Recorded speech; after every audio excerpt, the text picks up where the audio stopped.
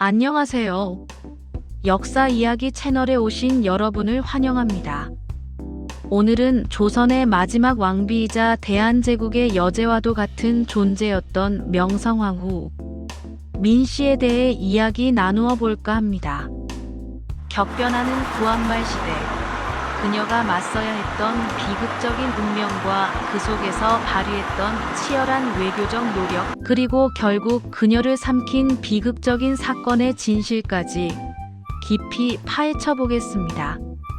명성황후 민씨는 조선이라는 국가가 존망의 위기에 처해 있던 혼란스러운 시기에 한 나라의 국모로서 그 누구보다도 뜨거운 애국심을 가지고 국가를 지키려 했던 인물입니다. 그녀의 삶과 죽음은 조선 왕조의 비극적인 종말을 알리는 상징적인 사건이자 오늘날까지도 우리에게 많은 질문을 던지고 있습니다. 그녀의 삶은 단순한 왕비의 개인사가 아니라 격동의 근대사를 관통하며 한 국가의 명운이 어떻게 위기에 처하고 또 그 속에서 어떤 저항과 희생이 있었는지를 보여주는 살아있는 역사 그 자체입니다. 그녀의 이야기는 우리가 지나온 아픈 역사 속에서 잊어서는 안 될 중요한 메시지를 담고 있습니다. 명성황후는 1851년에 태어나 여흥민씨 가문의 일원으로 성장했습니다. 그녀는 어린 시절부터 총명하고 학문에 대한 깊은 이해를 가지고 있었으며 뛰어난 정치적 감각과 통찰력을 지녔던 것으로 전해집니다. 이러한 자질은 훗날 그녀가 왕비로서 조선의 국정에 참여하게 되었을 때 빛을 발하게 됩니다. 1866년 그녀는 고종의 비로 책봉되며 왕실의 일원이 되었고 이때부터 그녀의 파란만장한 삶이 본격적으로 시작됩니다. 당시 조선은 서구 열강의 거센 압력과 일본의 끊임없는 침략 야욕으로 인해 내후외환의 시대를 겪고 있었습니다. 국내적으로는 흥선대원군의 쇄국 정책이 한계에 부딪히고 있었고 개화를 요구하는 목소리가 점차 커지고 있었습니다. 이러한 복잡한 상황 속에서 명성황후는 단순한 왕비의 역할을 넘어 국가의 운명을 좌우하는 중요한 정치적 결정을 내리는데 깊이 관여하게 됩니다. 특히 그녀는 시아버지인 흥선대원군과의 권력 투쟁 속에서 자신의 입지를 확고히 다지고 점차 국정에 막대한 영향력을 행사하게 됩니다. 처음에는 대원군의 강압적인 쇄국 정책에 맞서 개방과 근대화를 지향하는 세력과 손을 잡았고, 이는 그녀가 단순한 궁정 내의 여인이 아닌 강력한 정치적 주체임을 드러내는 계기가 되었습니다. 그녀의 정치적 감각과 외교적 수완은 탁월했지만 이는 동시에 그녀를 둘러싼 많은 논쟁과 비극의 씨앗이 되기도 했습니다. 그녀는 개화파를 지지하며 근대 문물을 수용하려는 노력을 기울였고 자주적인 근대 국가를 건설하려는 의지를 보였습니다. 이러한 노력은 조선의 자주성을 지키고 국제사회 속에서 살아남기 위한 필사적인 몸부림이었으며 그녀의 선견지명과 강한 의지를 엿볼 수 있는 부분이기도 합니다. 또한 그녀는 서양의 발전된 문물을 적극적으로 받아들여 조선을 근대적인 국가로 탈바꿈시키려는 비전을 가지고 있었습니다. 교육개혁과 군사개혁에 깊은 관심을 보였으며 이는 당시 보수적인 조선 사회에서는 매우 혁신적인 시도였습니다. 그녀는 자신의 정치적 영향력을 통해 이러한 개혁 정책들을 추진하려 했고 때로는 강한 반발에 직면하기도 했지만 굴하지 않고 자신의 신념을 관철하려 노력했습니다. 이는 명성황후가 단순한 권력 지향적인 인물이 아니라 진정으로 조선의 미래를 고민했던 개혁가적 면모를 가지고 있었음을 보여줍니다. 19세기 후반 동아시아의 정세는 급변하고 있었습니다. 청일 전쟁에서 승리한 일본은 조선에 대한 영향력을 확대하려는 야욕을 노골적으로 드러냈습니다. 일본은 조선을 발판 삼아 대륙으로 진출하려는 야심을 가지고 있었고, 조선 내부의 친일 세력을 규합하여 자신들의 목적을 달성하려 했습니다. 특히 갑오개혁을 통해 조선의 내정을 개혁하는 과정에서도 일본의 입김이 강하게 작용하고 있었습니다. 이러한 일본의 움직임에 맞서 명성황후는 러시아를 비롯한 다른 열강들과 연대하여 일본을 견제하려는 칠러 정책을 적극적으로 추진했습니다.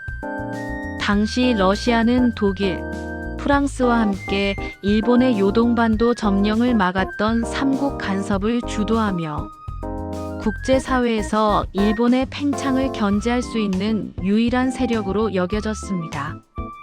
명성황후는 이러한 국제 정세의 흐름을 정확히 읽고 러시아의 힘을 빌려 일본의 압력에서 벗어나고자 했습니다. 그녀는 조선의 자주권을 수호하기 위해 열강들 사이에서 균형 외교를 펼치려는 고도의 전략을 구사한 것입니다. 이는 당시 약소국으로서 선택할 수 있는 몇 안 되는 현실적인 방안 중 하나였습니다.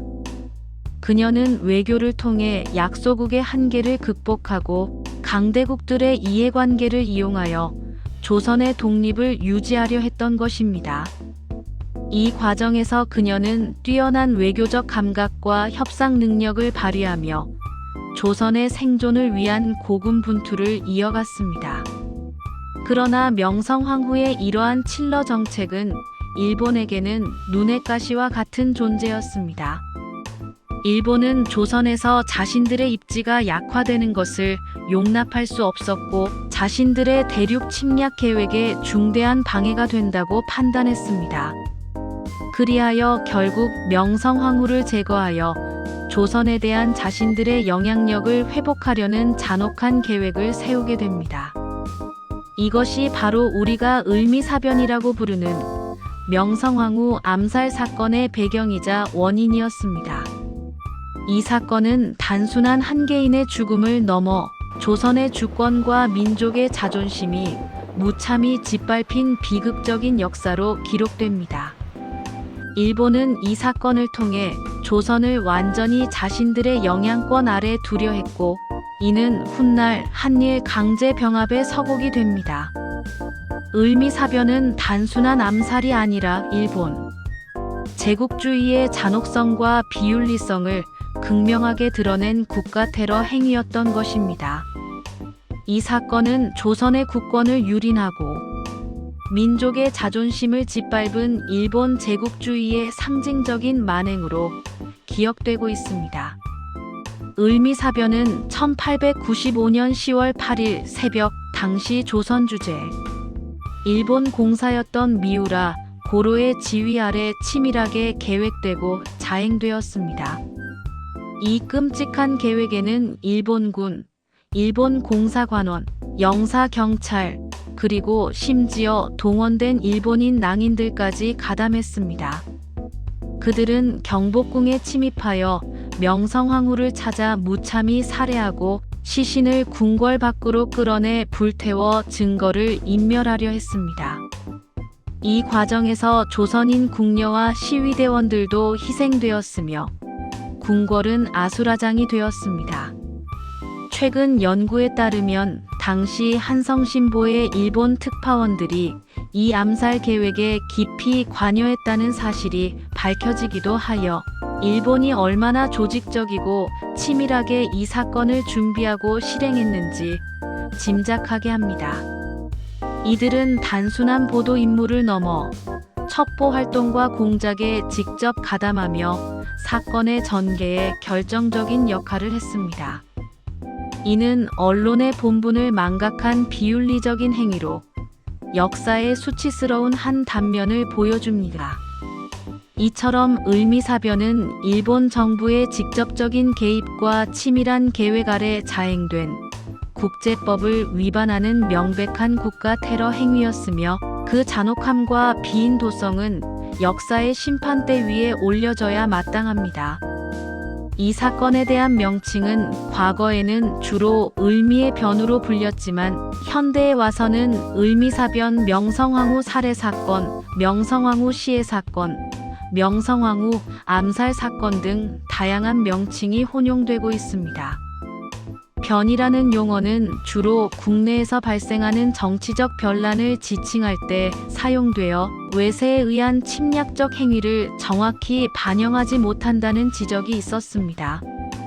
특히 시해라는 용어는 신하가 임금이나 왕비를 죽이거나 자식이 부모를 죽이는 경우에 사용되는 것이 원칙이므로 외국인이 타국의 왕비를 죽인 경우에는 적절하지 않다는 의견이 많습니다.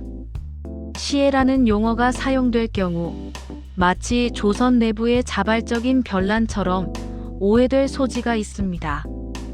따라서 살해 또는 암살이 더 정확하고 객관적인 표현으로 여겨지고 있습니다. 용어 하나에서도 역사적 진실을 정확히 규명하려는 노력이 엿보이는 부분이며 사건의 성격을 명확히 하는데 중요한 역할을 합니다.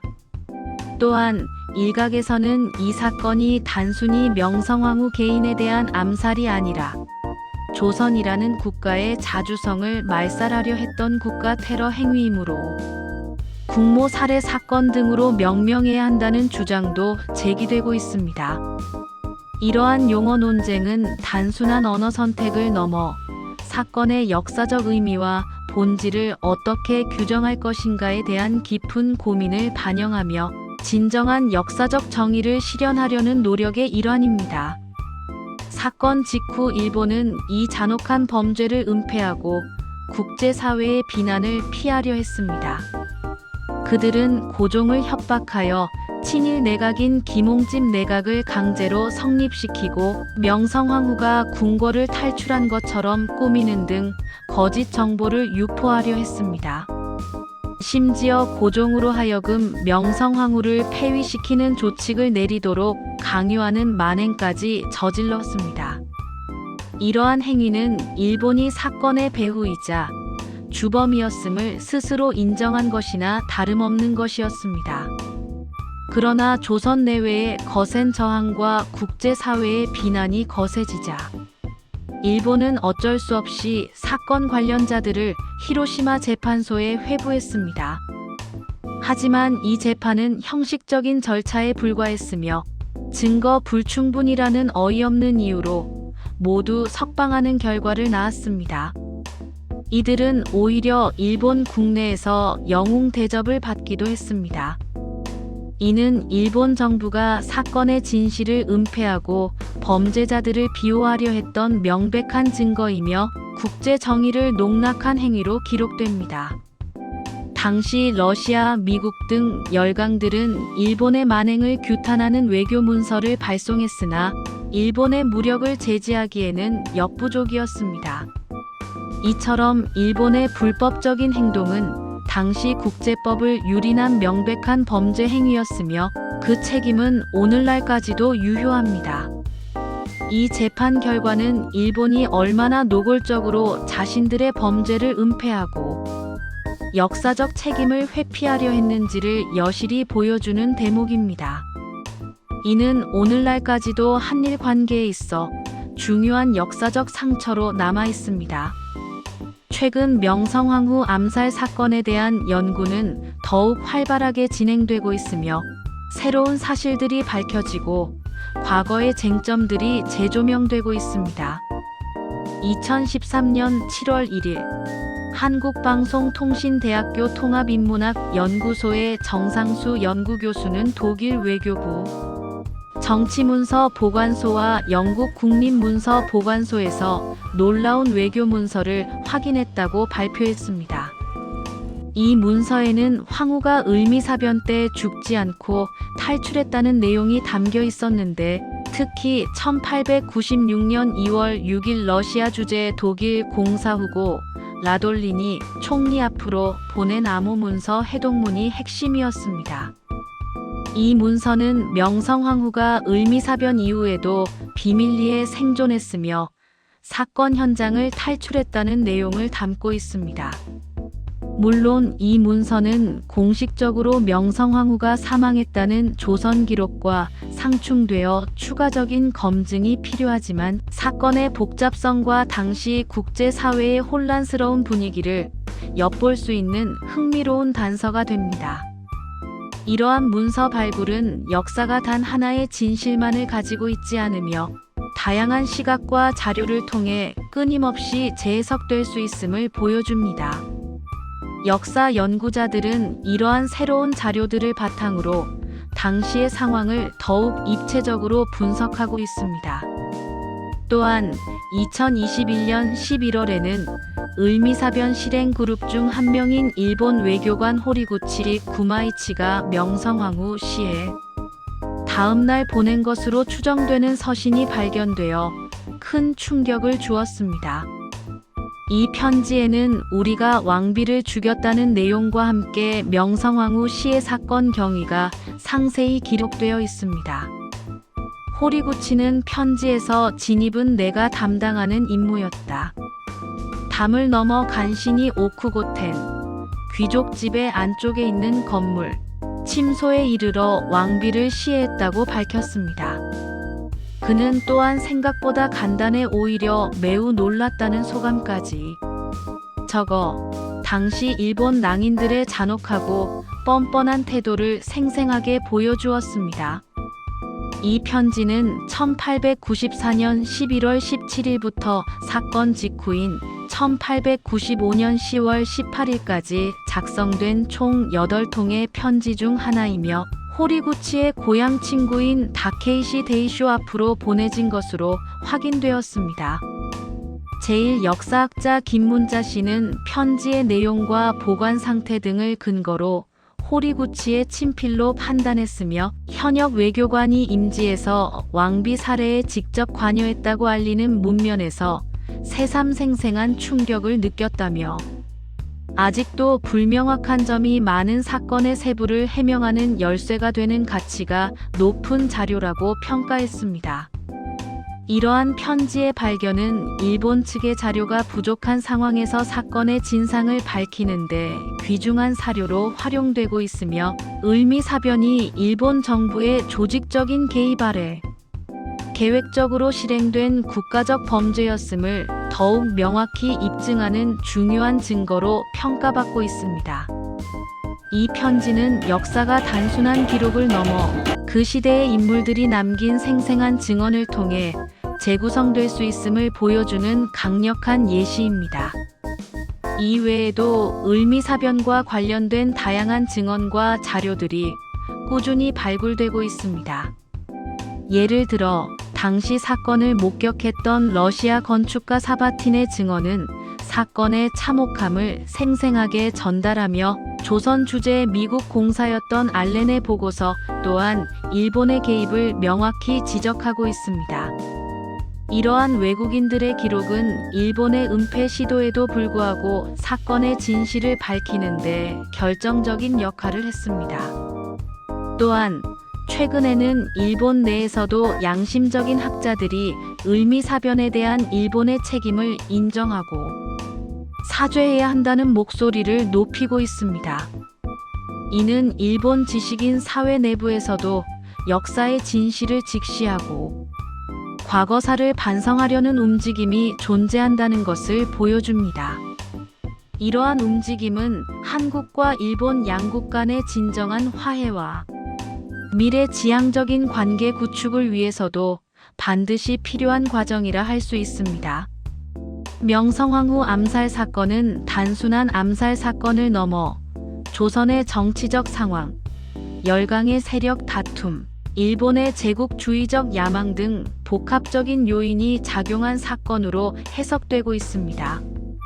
특히 이 사건은 일본의 조선 침략 과정에서 자행된 여러 만행 중에서도 가장 상징적이고 충격적인 사건으로 평가되며 일본 제국주의의 잔혹성을 적나라하게 드러냅니다.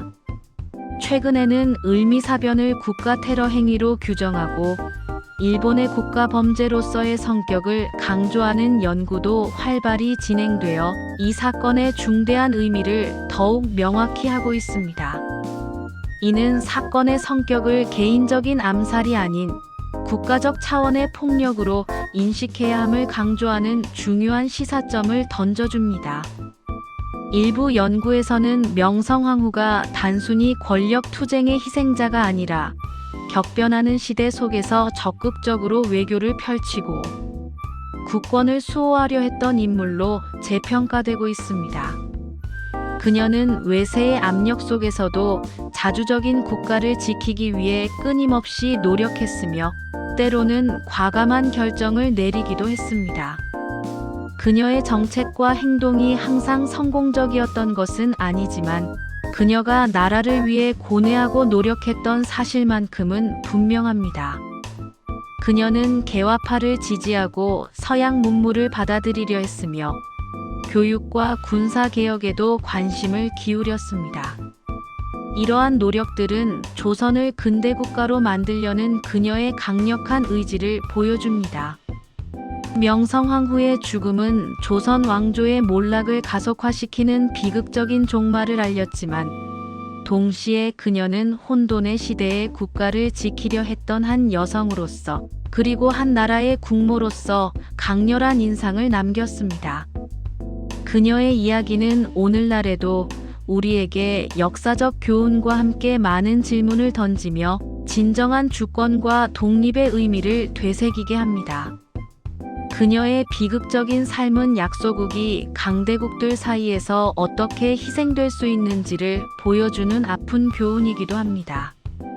그녀는 자신의 정치적 영향력을 통해 새로운 문물을 받아들이고 서구식 교육 시스템을 도입하려 했으며 군사력 강화에도 힘썼습니다. 이는 당시 조선의 현실적인 한계에도 불구하고 미래를 내다보는 해안과 강한 추진력이 있었음을 증명합니다. 그녀의 이러한 노력은 단순히 개인적인 명예나 권력을 위한 것이 아니라 조선이라는 국가의 명운을 지키기 위한 절박한 몸부림이었음을 이해해야 합니다. 비록 그 결과가 비극적이었을지라도 그녀의 헌신과 희생은 결코 폄하되어서는 안 될 것입니다. 명성황후 민씨, 그녀는 조선의 마지막 왕비이자 대한제국의 여제격 인물이었습니다. 개화기라는 격변의 시대 속에서 러시아와 일본 사이에서 줄타기 외교를 통해 조선을 지키려 했던 그녀의 노력은 높이 평가받아야 마땅합니다. 비록 그녀의 노력은 결국 일본 자객에게 암살당하는 비극으로 끝났지만 그녀의 죽음은 단순히 한 개인의 죽음이 아니라 조선 왕조의 비극적인 종말을 알리는 상징적인 사건이었습니다. 그녀의 이야기는 우리가 결코 잊어서는 안 될 역사의 한 페이지로 남아 있습니다. 오늘날 우리는 명성황후의 희생을 기억하며 우리 역사의 아픔을 직시하고 미래를 위한 교훈으로 삼아야 할 것입니다. 또한 그녀의 삶을 통해 강대국들의 틈바구니 속에서 약소국이 어떻게 주권을 수호해야 하는지에 대한 중요한 통찰을 얻을 수 있습니다. 그녀는 비록 비극적인 최후를 맞았지만 그 용기와 지혜는 오늘날에도 우리에게 깊은 울림을 줍니다. 시청해주셔서 감사합니다. 그녀의 삶은 단순한 비극을 넘어 자주적인 국가를 염원했던 한 여성 지도자의 치열한 투쟁을 보여주는 역사적 기록입니다. 우리는 그녀의 삶을 통해 강대국들의 끊임없는 침략 속에서 약소국이 겪어야 했던 고난과 그럼에도 불구하고 자주권을 지키려 했던 민족의 정신을 되새길 수 있습니다. 명성황후의 이야기는 과거의 아픔을 넘어 현재와 미래를 살아가는 우리에게 민족의 정체성과 자주독립의 가치를 다시 한번 일깨워주는 중요한 역사적 유산입니다. 그녀의 고뇌와 희생을 기억하며 진정한 국가의 주권이 무엇인지를 깊이 성찰하는 계기가 되기를 바랍니다.